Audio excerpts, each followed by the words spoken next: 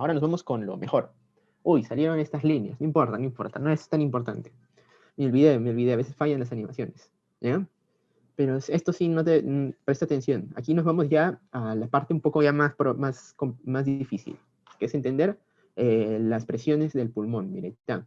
Vamos a hablar de la pleura. La pleura es una membrana serosa que recubre el pulmón, ¿ya? Tienes pleura parietal y visceral. No es nuevo. A ver, al toque acá nomás, al toque, al toque. ¿Qué es esto, chicos? Es la pleura visceral, porque esta es la que está fijadita al pulmón. Y la pleura visceral puede meterse al pulmón en algunas partes y eso hace de que el pulmón se divide en lóbulos, ¿no? Hace eso de que se divide en lóbulos. Esas se llaman cisuras interpulmonares. Muy bien, la pleura visceral está pegadita al pulmón, mientras que la pleura parietal está pegada a la pared, por eso se llama parietal, ¿no? Ahí está. Esta es la pleura parietal. Y entre estas dos está el espacio intrapleural, ¿no? El espacio intrapleural. Está, espacio intrapleural. Pero fíjate, mira, quiero que prestes muy atención a algo, mucha atención a algo. A esto, mira. La pleura parietal, chicos, está, vamos a dibujarlo acá, está la pleura parietal, ¿a dónde está fijada? Está fijada a la fascia endotorácica, ¿ya? A la fascia endotorácica. Y la fascia endotorácica está pegada, ¿a dónde? Está pegada a los músculos intercostales, eso escríbelo tú, y a las costillas, ¿sí? Y a las costillas. Y si nos vamos más abajo, por acá abajo, la pleura parietal también se puede pegar al diafragma.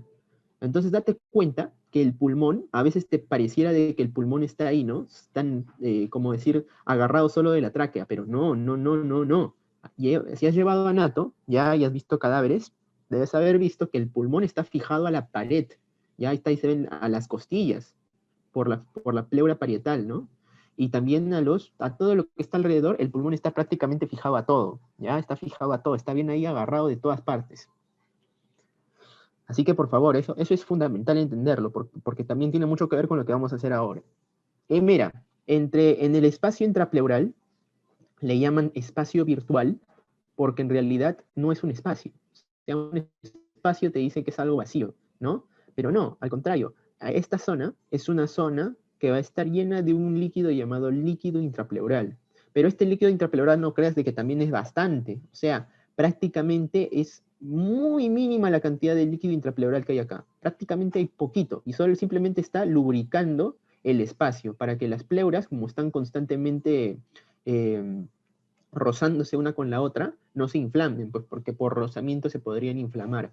Entonces, es un lubricante que permite que las pleuras no se inflamen, pero de por sí también va a ayudar a que las pleuras se unan. O sea, es un espacio, te lo grafican acá como espacio, parece que la pleura visceral y la parietal no están unidas, pero en realidad sí están unidas, ¿sí? Están unidas, están fijadas. Prácticamente este espacio no existe, por eso se llama espacio virtual, ¿ya? Entonces, entiéndeme bien, pleura visceral y parietal están más unidas que nunca.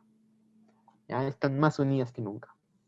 Este líquido intrapleural ya te dije que es un lubricante y adhiere a las pleuras. ¿Por qué? ¿Por qué me dices que adhiere a las pleuras? No entiendo. ¿Sabes por qué? Porque vamos a ver más adelante otra vez también que el agua es una estructura, el agua es líquido, por lo tanto tiene agua, ¿sí? Es capaz de unir estructuras. Es capaz de unir estructuras porque tienen una propiedad llamada tensión superficial, ¿sí? Tensión superficial.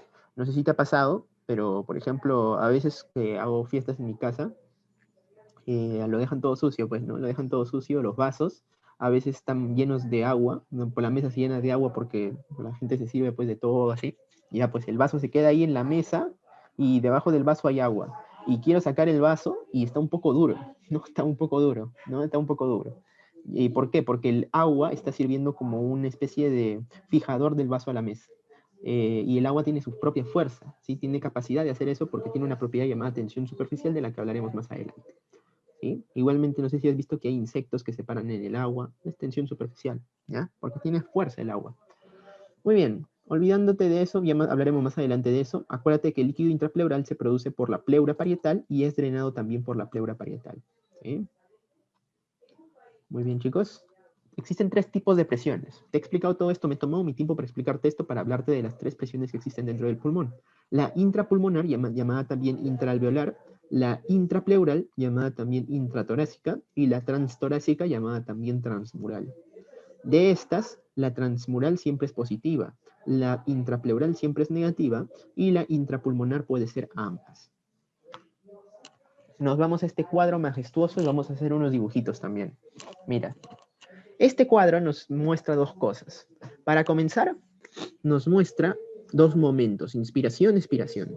¿Ya? Atento acá, por favor, atento acá, que esto de acá sí es una de las cosas que es más difícil explicar. A la gente en fisiología respiratoria le gustan los dibujitos, así todo chévere, pero cuando te muestran gráficos, ahí sí a algunos no les gusta porque tienes que aprender a interpretar los gráficos. Mira, acá tenemos el volumen de aire. Mira, el volumen de aire. ¿Ya? El volumen de aire. ¿Qué pasa? Mira, acá no es nada más, no es nada raro. El volumen de aire aumenta en inspiración y disminuye en expiración. A ver, hazlo tú.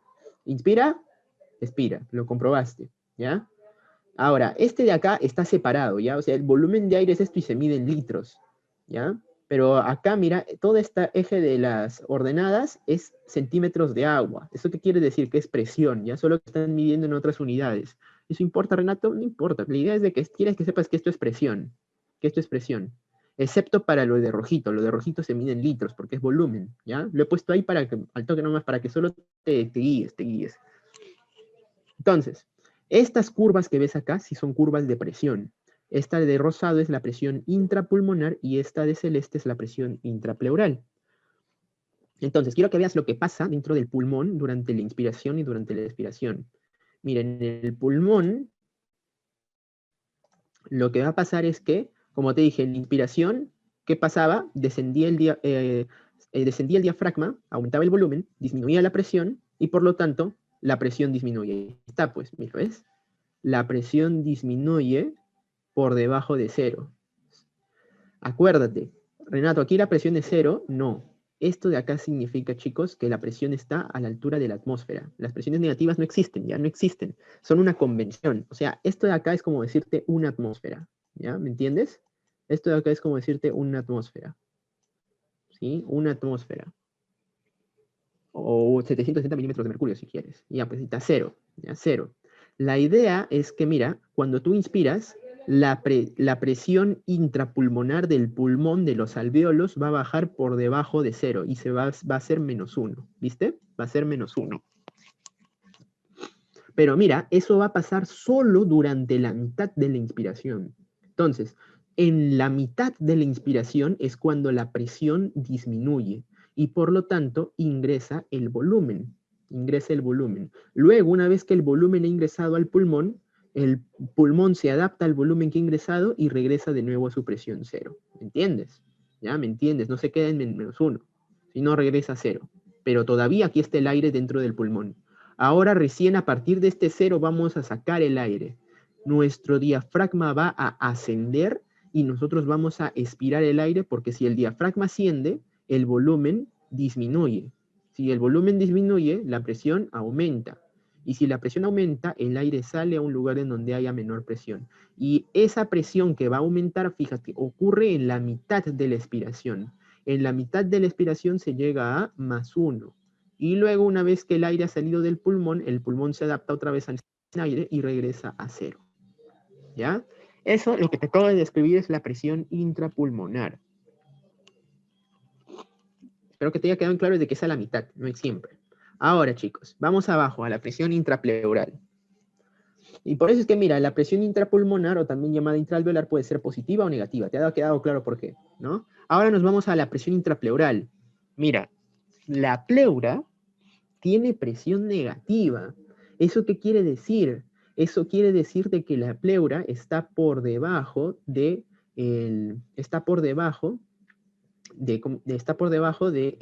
la atmósfera, o sea, por la presión de la presión atmosférica, ¿me entiendes?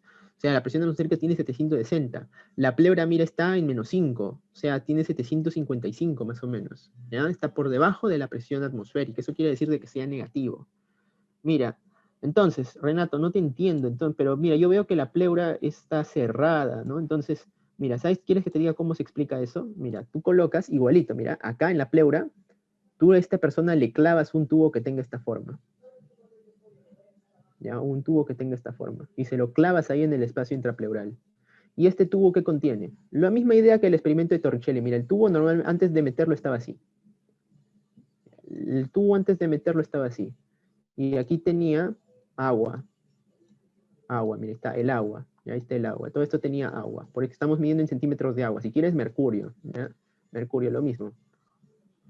La idea es que, mira, tú colocas, el experimento de Torricelli, ¿en qué consistía? En el que tenía que subir el nivel del agua, ¿no? Y eso era la famosa presión. Mira, si tú le clavas a esta persona el agua en el espacio intrapleural, el agua no va a subir. El agua se va a regresar y va a querer meterse la pleura, al espacio intrapleural. ¿Entiendes? Se está regresando. ¿Por qué? Porque este lugar tiene menos presión atmosférica, ¿bien? Y si tiene menos presión atmosférica, los fluidos van a viajar de una zona de mayor presión a una zona de menor presión. El aire va a empujar al agua y como le está empujando, es presión negativa, ¿me entiendes? O sea, positivo hubiera sido si el agua hubiera subido hacia arriba, pero como está retrocediendo, entonces eso se le llama presión negativa. Entonces la pleura siempre tiene una presión negativa.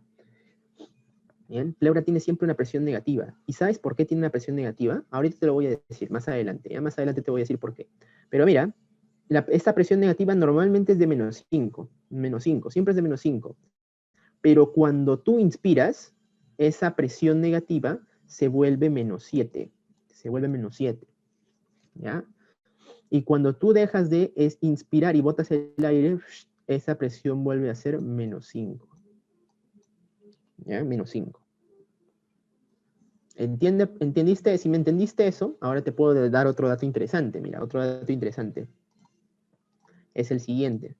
La pleura hace eso, esta impresión negativa, ¿por qué? Porque en realidad, mira, te voy a decir de una vez, ¿ya? El pulmón siempre tiende a colapsarse. El pulmón es una estructura que si por él fuera, sería una pasita y no un globo. Mira, así está como globo.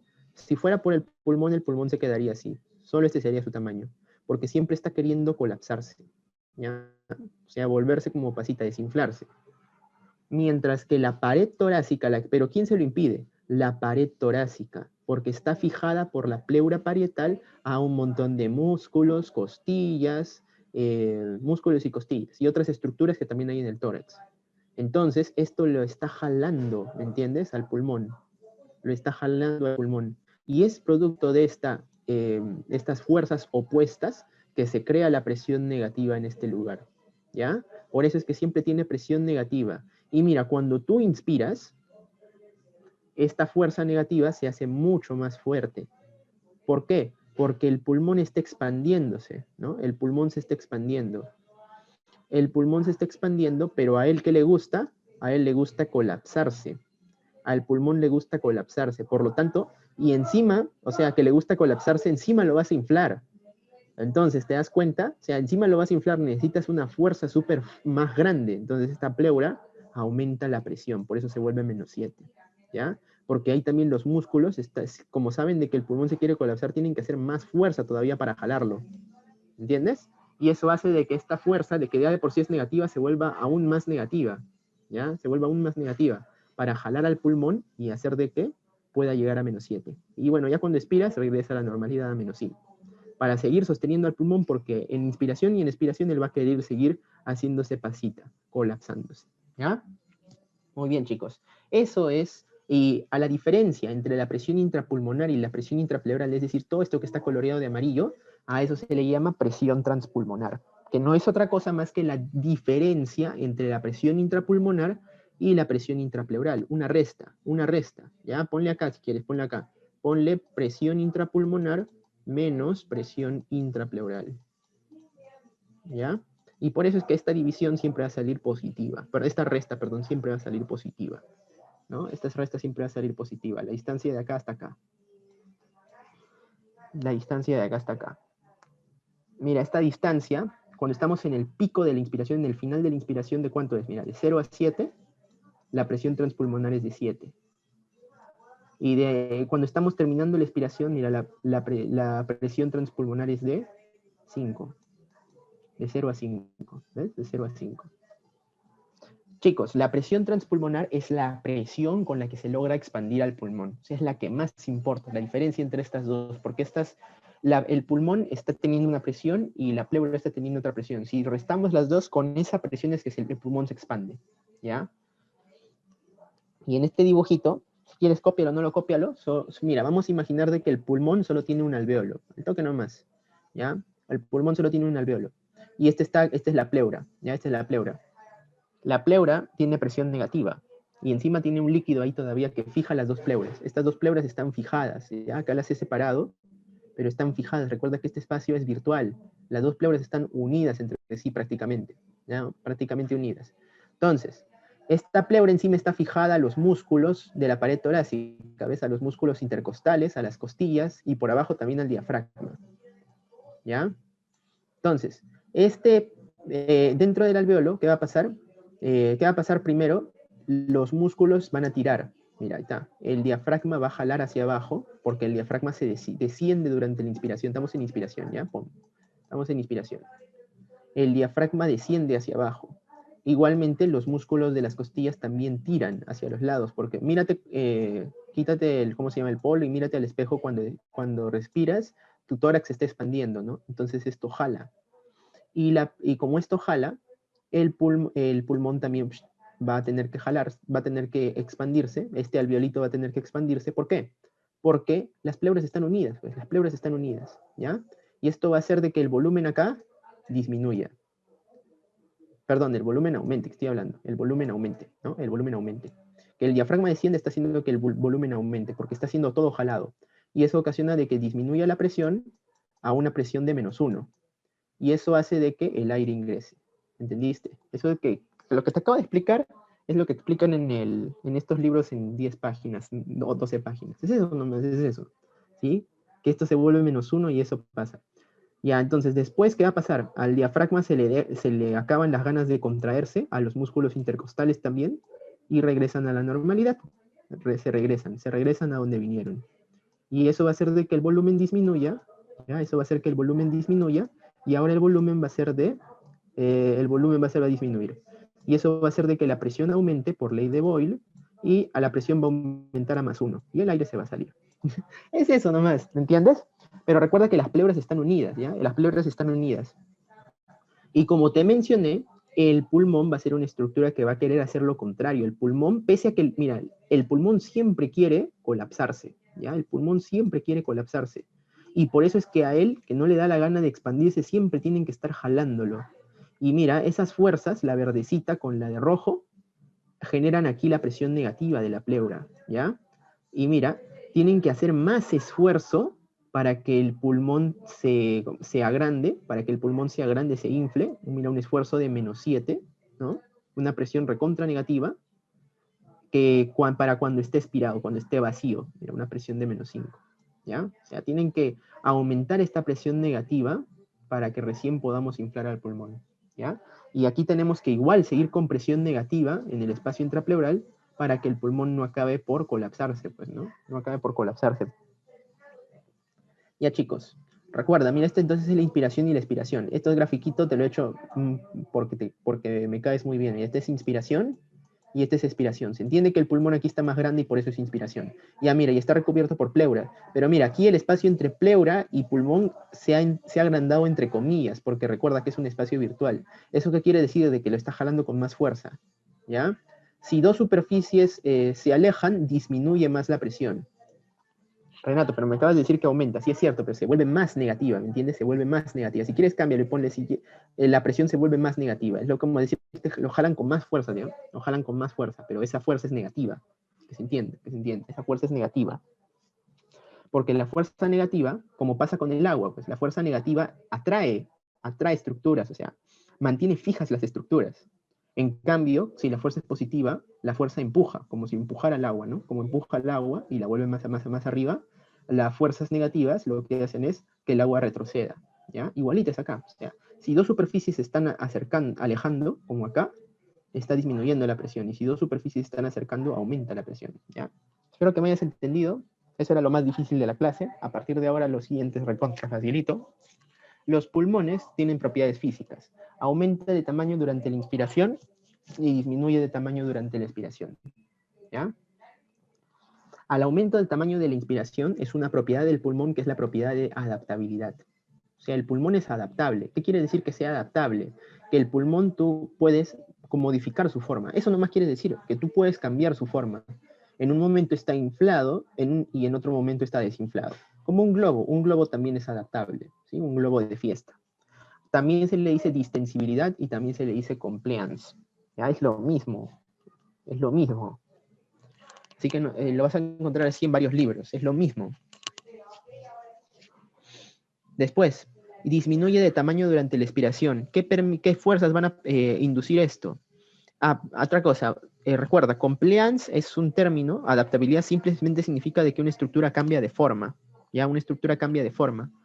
En realidad, esto de acá, todas las estructuras huecas pueden cambiar de forma, como los intestinos también tienen su compliance, los vasos sanguíneos también tienen su compliance, la vejiga también tiene su compliance, ¿ya? Así que este término es general. Ya, por otro lado, disminuye de tamaño durante la expiración. ¿Esto quién lo genera? Una propiedad llamada la elasticidad. Apunta, acá apunta. El pulmón tiene fibras elásticas. Fibras elásticas. ¿Y qué significa elástico? Tú has visto las ligas, la liga tú la estiras, pero siempre quiere regresar a su forma original. Entonces el pulmón va a ser igual. El pulmón se va a inflar, vas a inspirar, pero el pulmón siempre está que quiere regresarse a su forma normal. Por eso te dije de que el pulmón siempre quiere colapsarse, ¿ya? Siempre quiere colapsarse. ¿Y quién produce eso? Las fibras elásticas, ¿ya? Las fibras elásticas del pulmón.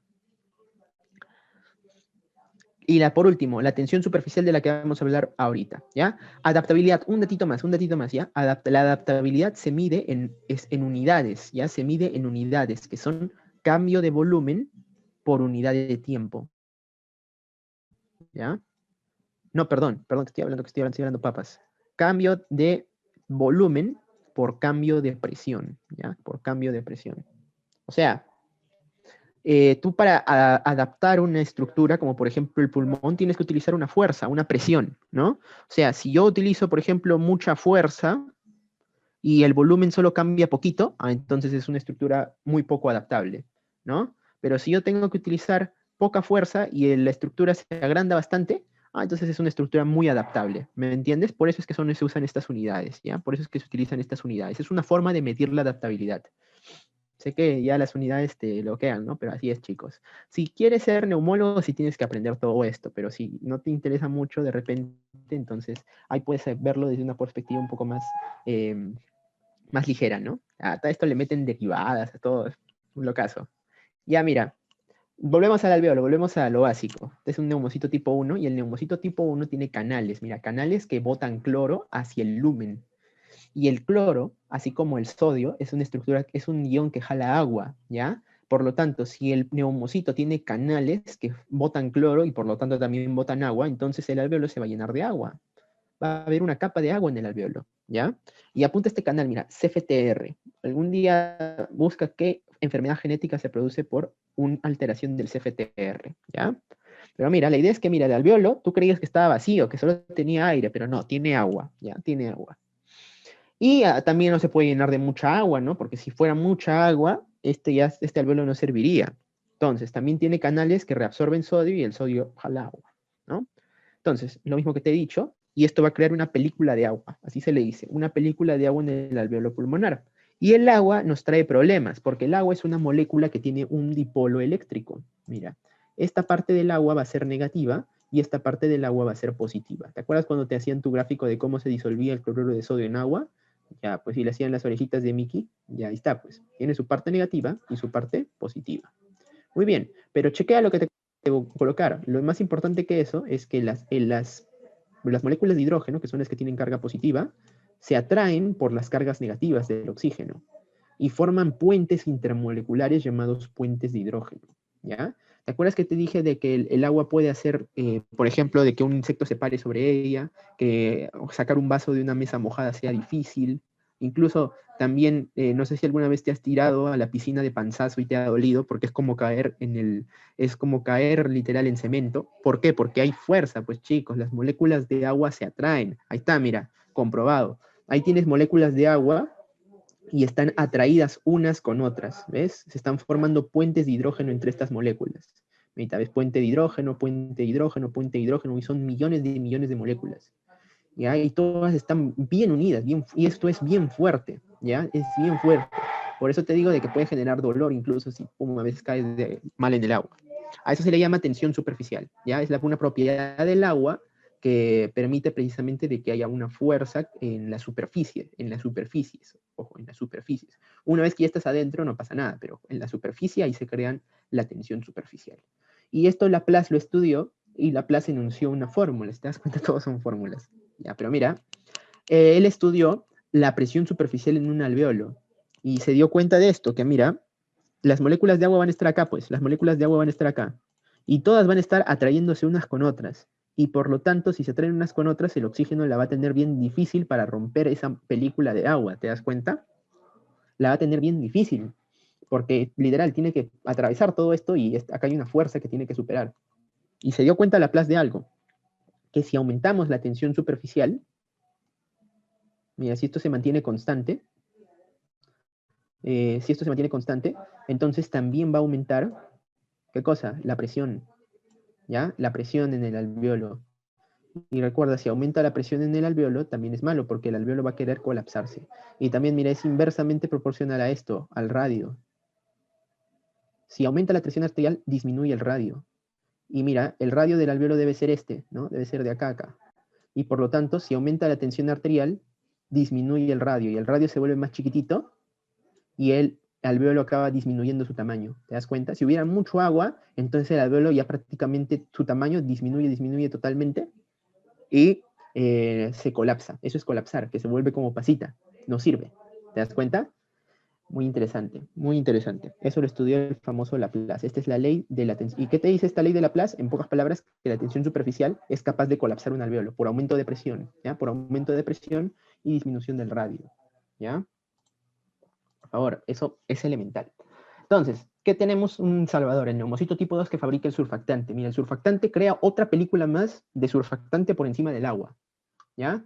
Y si hay mucho surfactante, también en la célula de polvo lo recicla. Entonces, la función del surfactante pulmonar, ¿cuál es? Reducir la tensión superficial de la capa de agua. ¿Cómo lo hace? Mira, si te dije de que entre molécula de agua y entre molécula de agua se atraen, el surfactante viene y le dice, lo siento, aquí me voy a poner yo, y eso hace de que se rompa la tensión superficial. Y ahora sí, la molécula de agua entra facilito, porque las moléculas de agua ya no están unidas unas con otras. ¿Ya? Ya no están unidas unas con otras. Y recuerda, esto solo es en la superficie. Acá me vas a decir, pero Renato, que también hay moléculas de agua, ¿no? Sí, pero esto solo es en superficies, por eso es superficial. Cuando ya está dentro, no pasa nada, es fácil. El surfactante está compuesto por todo esto, principalmente por dipalmitoilfosfatidilcolina. Pregunta clásica de fisiología. Y también tiene proteínas séricas, mira, proteínas. Estas proteínas del surfactante son la SPA, SPB, SPC y CPD. Ahí están las, uy, no han salido las funciones, ahí están las funciones. De las cuales son importantes la SPA y la SPD porque participan en la inmunidad innata. ¿Eso qué quiere decir? De que si, por ejemplo, se mete una bacteria, estas proteínas del surfactante, ¿ya? Proteínas del surfactante, pueden ayudar a opsonizar esta bacteria, por ejemplo, ¿ya? Opsonizar esta bacteria. Llenarla así, reunirse, hacerle como que una barrera a la bacteria, ¿ya? Si no sabes qué es opsonizar, búscalo. Hacerle como una barrera, llenarla de toda la bacteria de proteínas y el macrófago va a reconocer que esas son proteínas de inmunidad innata y se va a comer a la bacteria, ¿ya? Se va a comer a la bacteria. Y la SPB y SPC que activan, aceleran la formación de surfactante. O sea, es algo así como que este neumocito 2 puede agarrar y decirle, ya, neumocitos 2, todos vamos a producir surfactante, todos actívense a la vez. Y les manda estas moléculas, ¿ya? Les manda estas moléculas. Chicos, vamos a explicar este concepto. Los pulmones siempre intentan colapsarse y la caja torácica trata de expandirlos. ¿Me entendiste? Ya no te lo tengo por qué explicar. Y este gráfico no te dice otra cosa más que lo mismo. Mira, estos son los gráficos que la gente odia. Espero de que tengo mucha fe de que me hayas entendido. Tengo mucha fe de que me hayas entendido. Igual este video se queda con ustedes. Pero mira, ¿por qué te digo que el pulmón siempre trata de colapsarse? Mira, aquí tenemos presión. Está medido en kilopascales, Renato. No importa, no importa, ¿ya? La idea es que esto es presión. ¿Y esto qué es? Esto es volumen, ¿ya? Volumen. Entonces, mira, vamos a cambiarle el volumen lo que te dije, la adaptabilidad se mide en un cambio de volumen sobre un cambio de presión, ¿no? Ya, pues mira, vamos a cambiarle el volumen al pulmón. Mira, le vamos a cambiar 0,5 de volumen al pulmón. Le vamos a añadir 0,5 litros. Y para eso tenemos que utilizar toda esta fuerza. ¿Ya? A eso es para meterle aire al pulmón. Inspiración. ¿Ves? Inspiración. Y para sacarle aire al pulmón, expiración. Igualito, tenemos que utilizar la misma fuerza y cambiamos el mismo volumen. Pero fíjate que estas líneas no se trazan a la vez, ¿no? ¿Eso qué quiere decir? Por ejemplo, mira, eso quiere decir de que el pulmón es un perezoso, porque mira, necesitamos, ahora vamos a hacer una línea, cuando estoy en Zoom no puedo hacer una línea, pero vamos a hacer una línea, así se leen los gráficos, mira, vamos a hacer una línea en 0,2. Ahí está. Una línea en 0,2, mira. Y ahora sí, hacemos zoom de nuevo. Ahí está. Hacemos zoom de nuevo. Por favor, atento. Mira. Bueno, mi línea me salió súper chueca, pero imagina que está recta, ¿ya? ¿Eso qué quiere decir? Mira, con 0,2 de fuerza, mira, al pulmón solo le puedo meter casi 0,1 mililitro. ¿Ves? 0,1 mililitro, casi nada. ¿Ya? O sea, es bien difícil meterle. Pero mira, con 0,2 de fuerza, al pulmón le puedo sacar bastante aire. ¿Ves? Le puedo sacar bastante aire, mira acá. Con 0,2 de fuerza, al pulmón le puedo sacar 0,4 litros casi. ¿Ves? Imagínate que la línea es recta. 0,4.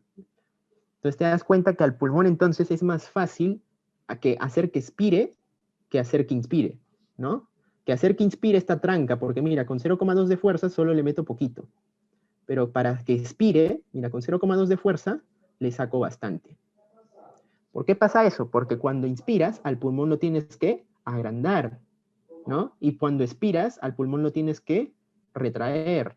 O sea, el pulmón se agranda en inspiración y en expiración disminuye su tamaño. Y como te dije, ¿el pulmón qué prefiere? ¿Disminuir su tamaño o agrandarse? Prefiere disminuir su tamaño, prefiere colapsar. Por eso es que es más fácil que el pulmón colapse que el pulmón se expanda. ¿Ya? ¿Listo? Es todo. Igualito, este gráfico que todos odian, porque no muchos lo entienden.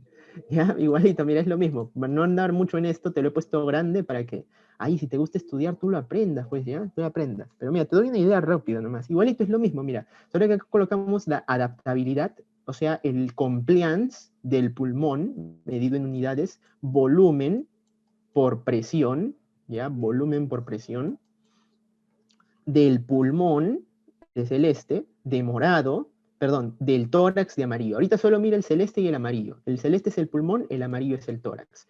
Perfecto. Está grande, creo que no necesito hacer zoom. Entonces, mira. ¿Qué quiere decir esto? Mira. Acá dice presión transpulmonar, Renato. Es otra... no importa, solo sé qué es presión. La idea es presión-volumen, que ese concepto lo entiendas. Entonces, mira.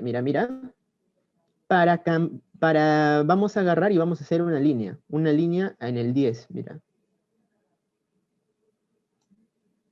Mira, con 10 de presión, o sea, con 10 de fuerza, al pulmón, ¿cuánto volumen le metes? ¿Cuánto volumen le metes? Le metes 4 litros, ¿ya? Le metes 4 litros. Y con 10 centímetros de agua de fuerza, al tórax, ¿cuánto le metes? Mira, al tórax le metes hasta acá, ¿no? Hasta acá, ya. Al tórax le metes 2, ¿ya? Al tórax le metes 2. Esa es la idea, ¿ya? Esa es la idea. Entonces, ¿qué va a pasar? Pero el tórax, como ves, también tiene parte negativa. ¿Por qué? Porque el tórax está tratando de expandirse. En cambio, el pulmón no tiene parte negativa, porque el pulmón está tratando de contraerse, de aumentar la presión, ¿no? Acuérdate que si el pulmón colapsa, la presión va aumentando, aumentando, aumentando. Entonces, la idea es que tú no tienes solo pulmón y solo tórax, pues tú tienes una mezcla de los dos. Entonces, vas a hacer una línea, que es la línea de morado, y en la línea de morado se mezclan el de los dos, long y tórax, pulmón y tórax, ¿ya? Y el lugar en donde atraviesa este punto de aquí, este punto de acá que es el más importante, este de acá, este punto en el que atraviesa la presión de cero, acuérdate que cero, ¿qué es? Cero es la presión atmosférica, ¿ya? Cero es la presión atmosférica. Este punto en el que se juntan los valores del pulmón y los valores del tórax, ese punto cero que está acá, este es el punto en el cual tú siempre vas a comenzar. O sea, ahorita si has terminado tu expiración, tú vas a llegar siempre a este punto de adaptabilidad, en el que tu cuerpo tiene, mira cuánto tiene 3 litros de volumen, tu pulmón tiene 3 litros de volumen. Entonces, me dejo entender, el pulmón nunca va a estar vacío, o sea, nunca va a estar vacío, siempre va a tener 3 litros de volumen. Siempre va a tener 3 litros de volumen. Y a eso le vamos a llamar capacidad residual funcional. Eso es lo que nos dice este gráfico. Y no hay problema, porque esto de acá no es otra cosa más que la explicación de lo que te voy a explicar ahora. Mira, mecánica ventilatoria. Inspiración, expiración, ¿no? ¿Quién hace la inspiración? Normal, el diafragma, pero el diafragma solito no. Existen también otros músculos llamados músculos accesorios inspiratorios, ¿ya? Músculos accesorios inspiratorios. Como por ejemplo, los intercostales, ¿ya? Apunta si quieres, músculos intercostales. Un ratito. ¿Estamos bien de tiempo? Sí, ya nos queda poco, ya vamos a acabar ya. Ya vamos a acabar, muchachos.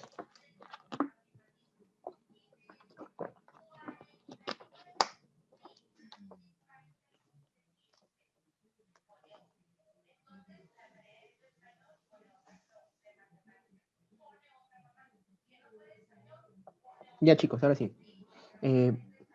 Músculos accesorios inspiratorios. ¿Cuáles son? Aquí tenemos los intercostales externos, a los escalenos, a los serratos, etcétera, ¿no? A los serratos, etcétera. Muy bien. Y por otro lado, pero mira, todos ellos solo contribuyen con el 25%. ¿Quién es el principal? El diafragma. ¿Ya? El diafragma es la estrella. Ya te dije por qué. Porque él modifica los volúmenes bastante. Bastante. Pero cuando tú quieres hacer una inspiración forzada, por ejemplo, agarras y metes todo el aire que puedes, ahí ya es 50-50, ¿ya? 50-50. Si quieres toda la lista, eso es en neonato, ¿ya? Toda la lista de músculos accesorios inspiratorios, pero colócalo, colócalo. ¿Y la expiración quién la realiza? Mira, en la expiración no participa ningún músculo, en la normal. Los músculos se relajan, ¿ya? Se relajan, se relajan. ¿Bien? Entonces, la inspiración es un proceso activo porque requiere contracción muscular y la expiración normal es un proceso pasivo porque no requiere que ningún músculo se contraiga, sino lo que requiere es que los músculos se relajen. En cambio, ya, si quieres, por ejemplo, hacer una inspiración forzada, como ahorita, bota todo el aire que puedas, todo el aire que puedas, van a participar los dos, porque son los importantes, pero también se van a contraer los músculos expiratorios, porque también tienes músculos expiratorios, ¿no? Como los transversos, los rectos, los oblicuos, ¿no? Los intercostales internos, esos son, ¿cómo se llama? Accesorios expiratorios, pero que date cuenta que cuando estás inspirando normalmente tú contraes el diafragma, basta con él y con unos cuantos más. Pero cuando tú estás expirando no necesitas de ninguno, ¿ya? Muy bien, acabamos rápido esa diapo. Ahora esto, espirometría, mira, esta señora está agarrando este aparatito que se llama espirómetro, ¿ya? Espirómetro, colócale. Y este espirómetro lo que va a hacer es ver cuánto volumen puede meter y sacar de sus pulmones. Y con eso podemos hacer esta gráfica que es bien bonita, en la que tú vas a notar todo, mira. Primero, una respiración normal. Inspiró y expiró. Normalmente, sin hacer fuerza, como siempre, como tú ahorita me estás escuchando. Y mira, ahí está. Una inspiración normal. Y ahora le dicen a la señora, señora, inspire todo lo que pueda. Y ahora bótelo. Muy bien. Ahora, señora, inspire otra vez normal. Y está, otra respiración normal. Señora, ahora quiero de que bote todo el aire que pueda hasta que se quede sin nada. Bota todo, bota todo, bota todo. Luego inspiró normalmente otra vez, una normal. Y ahora quiero que haga lo siguiente, señora. Quiero que inspire todo lo que pueda y bote todo lo que pueda hasta quedarse sin nada. Nota la diferencia, nota la diferencia. Entonces tuvo que inspirar todo lo que pudo y botar todo lo que pudo. Y eso todo el espirómetro lo estaba registrando. Entonces, el espirómetro agarró varios patrones de flujo de aire, ¿ya? Entonces, mira, esto lo podemos medir en volúmenes. ¿Cuánto fue el volumen que metía sus pulmones normalmente en una respiración normal? Se llama volumen tidal o volumen corriente, que es de 500 mililitros. ¿Cuánto volumen utilizó cuando quería respirar todo lo que podía, lo máximo que podía, sin considerar el volumen tidal? A eso se llama, ese esfuerzo extra se llama volumen de reserva inspiratoria. Anota, 3000 mililitros. Cuando le dicen, señora, bote todo lo que pueda, volumen de reserva expiratoria, 1200 mililitros. Y por último, el volumen residual, que si te das cuenta, el pulmón nunca se queda vacío. ¿Por qué? Porque la gráfica que vimos dice de que el volumen siempre se mantiene siempre el pulmón está conteniendo un poquito de aire. porque la pared torácica nunca la deja de jalar. Siempre estás jalando al pulmón. Entonces el pulmón nunca se colapsa y por lo tanto siempre hay un aire dentro de él, que es de 1200 mililitros. ¿Ya? 1200 mililitros. Muy bien, chicos.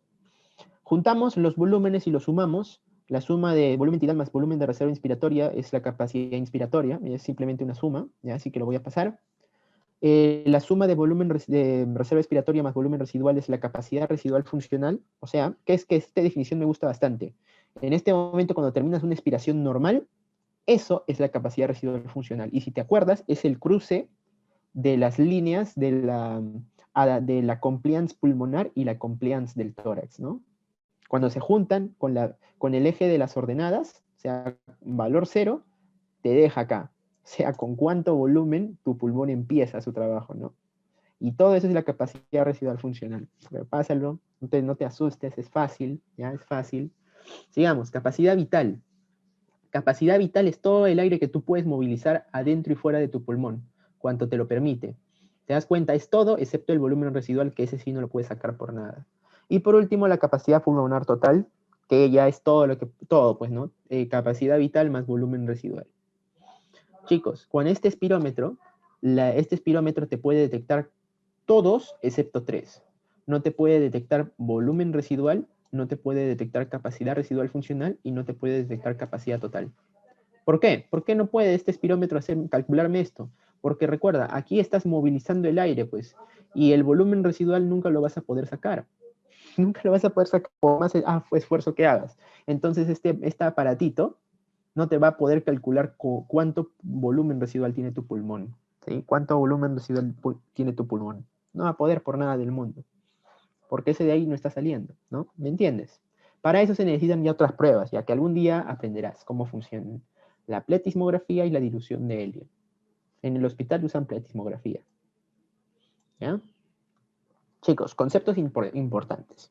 ¿Qué es frecuencia respiratoria?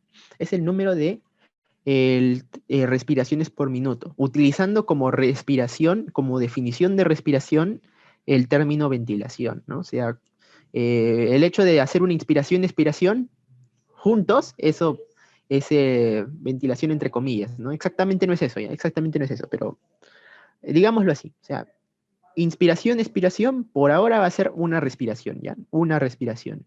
Y si contamos todas las respiraciones que hace una persona en un minuto, eso es frecuencia respiratoria. Lo puedes hacer tú ahorita con tu papá, con tu mamá, vas y le mides la frecuencia respiratoria, ¿no? Generalmente se hace viendo cómo el tórax se mueve.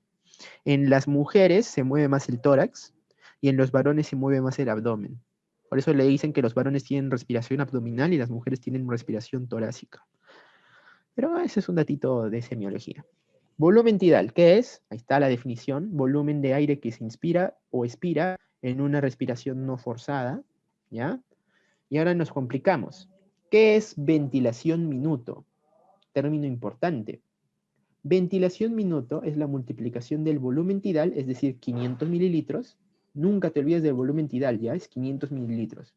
El que tú ahorita estás ingresando 500, sacando 500, ingresando 500, sacando 500.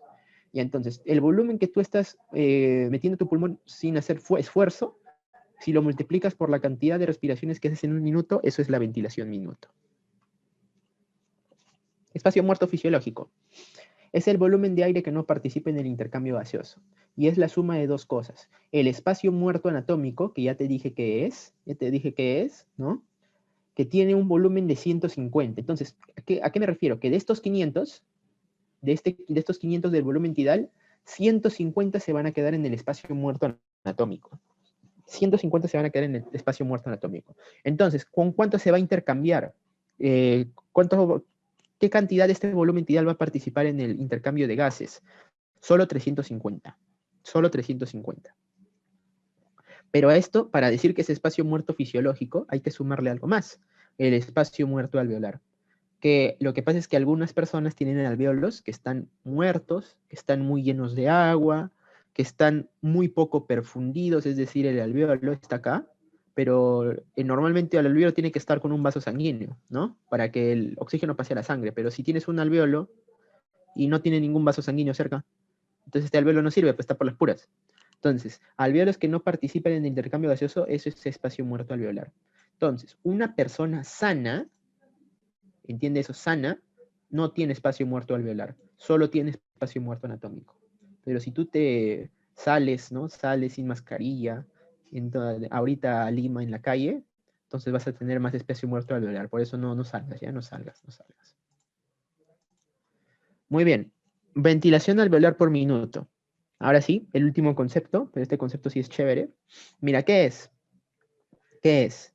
Es volumen alveolar por minuto, significa volumen tidal, o sea, 500, menos el espacio muerto fisiológico, o sea, normalmente 150, pero si estás enfermito de tu pulmón, más, ¿no?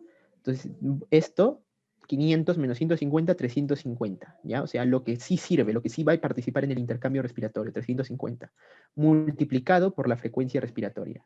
O sea, es lo mismo que la ventilación minuto, pero lo que sí funciona, lo que sí es el volumen que sí se está utilizando para el intercambio gaseoso. Multiplicado por la frecuencia respiratoria, eso es el volumen alveolar por minuto. Terminamos con este cuadrito. Chicos, la frecuencia respiratoria normal es de 12 a 20, ¿no? Eso lo sabes, primeros auxilios. La ventilación, el volumen tidal es de 0,5 litros, ¿ya? Y el volumen, la ventilación minuto, ¿sí? La ventilación minuto también llamada volumen alveolar, ventilación minuto, también ventilación minuto, estoy confundiendo, es de 7,5 litros por minuto, ¿ya? Cuando está disminuido, a eso se le llama, la frecuencia respiratoria, eso se le dice bradipnea. Cuando está aumentado, se le dice taquipnea, ¿ya? Cuando el volumen tidal está disminuido, se dice hipopnea o respiración no profunda. Y cuando se le llama, perdón, estoy hablando, hipopnea o respiración superficial, si quieres ponle abajo. Volumen tidal menos de 0,5 litros, estás haciendo una respiración superficial, o sea, respirando poquito, ¿no? Haciendo poco esfuerzo para respirar.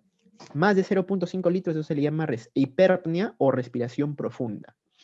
¿Ya? Hiperpnea o respiración profunda. Y respecto al volumen, a la ventilación minuto, si está disminuido, hipoventilación. Si está aumentado, hiperventilación. ¿Ya? Acuérdate, te digo de una vez, pacientes que están hipoventilando van a retener CO2. ¿Me entiendes por qué? ¿No? Porque el oxígeno entra, pero el CO2 sale. Y si te quedas con CO2 en tu sangre, eso es peligrosísimo. Entonces, los hipoventiladores aumentan el CO2 en sangre y los hiperventiladores disminuyen el CO2 en sangre, ¿no? Disminuyen el CO2 en sangre. ¿Sabes por qué no? Lo mismo. Si hipoventilas, o sea, si no ventilas mucho, entonces vas a entregar poco CO2 al ambiente. Se queda en tu sangre y luego viceversa. ¿Ya? Clínicamente, si a ti te dicen, doctor, este paciente está hipoventilando, tú debes pensar automáticamente en esto. ¿Entiendes? Si te dice, doctor, este paciente está hiperventilando, tu interno, tú piensas automáticamente en esto. ¿Ya? Es en la práctica, por eso te hago ese dato.